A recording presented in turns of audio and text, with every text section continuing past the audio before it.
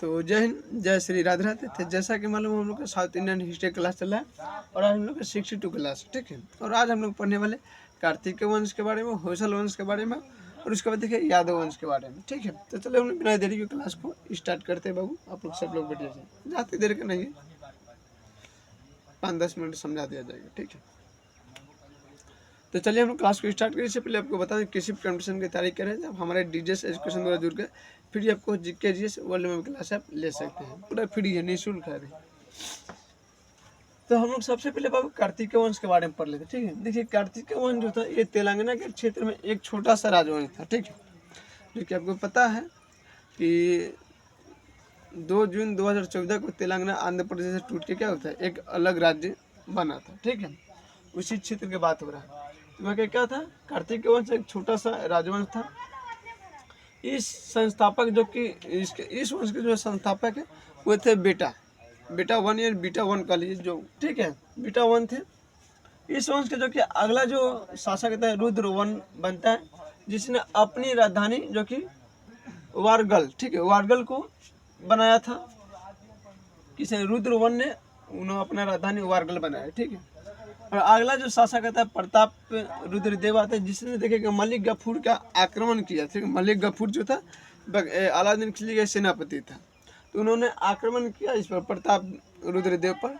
इन्होंने बिना लड़े इसका अधीनता स्वीकार कर लिया, ठीक है, इसका मलिक गफूर का। और अपनी जो कि सोने का प्रतिमा बनाया था वो खुद क्या था जंजीर से उखाड़ के हटा दिया और जो कोहिनूर हीरा था अलाउद्दीन के दरबार में भेंट कर दिया, ठीक है। इसके बाद यह देखिएगा बाबू वंश का है कि स्वतः ही समाप्त होगा और इस पर अलाउद्दीन खिलजी ने अपना अधिकार जमा लिया, ठीक है। इतना याद रखिएगा और इसके नोट्स में लिखिए, जाति खास नहीं है, तो देखना बाबू 2 लाइन के हल है। फिर आप देखिएगा बाबू हम लोग पढ़ते हैं यादव वंश के बारे में। किस यादव वंश के बारे में तो देखिएगा यादव वंश देखिए यह महाराष्ट्र के देवगिरी के क्षेत्र में था, ठीक है।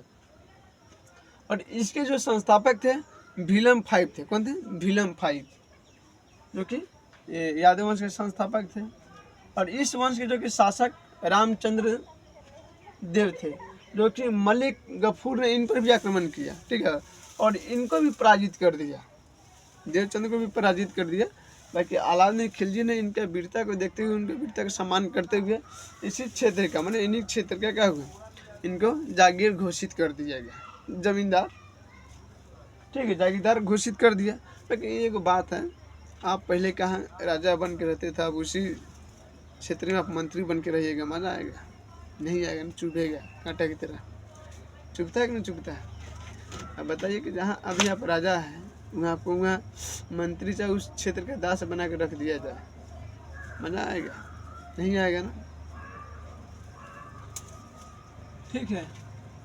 तो क्या हुआ था, रामचंद्र देव को क्या मलिक गफूर ने पराजित कर दिया और इसी का वीरता देखते हुए अलाउद्दीन खिलजी ने क्या देवगिरी को जागीर बना दिया, ठीक है। इतना ही था, खास नहीं। एक तो रामचंद्र था, उसको याद रखिएगा, खास नहीं बाबू, बराबर है। इसको देखिएगा होसल वंश के बारे में। तो होसल वंश जो था आप देखिएगा ये जो था यादव वंश के सामंत था। क्या था? यादव वंश का सामंत, ठीक है। यानी आप कह लीजिए कि रामचंद्र का क्या था, एक समझ लीजिए कि मंत्रीगण थे। इन्होंने अपनी राजधानी द्वार समुद्र को बनाया था, ठीक है। और इस वंश के जो संस्थापक थे विष्णुवर्धन थे। कौन थे? विष्णुवर्धन। अब विष्णुवर्धन ने देखिएगा बेंगलुरु में एक मंदिर बनवाया था, चन्ना केशव स्वामी मंदिर, ठीक है, चन्ना केशव स्वामी मंदिर बनवाए थे। और जिन्होंने मलिक काफूर को क्या था पराजित किया था, और विष्णुवर्धन ने क्या है मलिक काफूर को पराजित कर दिया और यह वंश बाद में देखिएगा स्वतः ही समाप्त हो जाता है, ठीक है। अब इसके बाद जो पढ़ने वाले हैं, अब ये हम लोग जम्मू कश्मीर के इतिहास के बारे में पढ़ेंगे, जो कि कलहन द्वारा लिखा गया है, राजतरंगिणी। उसमें भी तीनों वंश है, लोहार है और एक दुग है। तो चलिए ठीक है, जय हिंद, जय श्री राधे। हम लोग फिर मिलेंगे अगले नेक्स्ट क्लास में।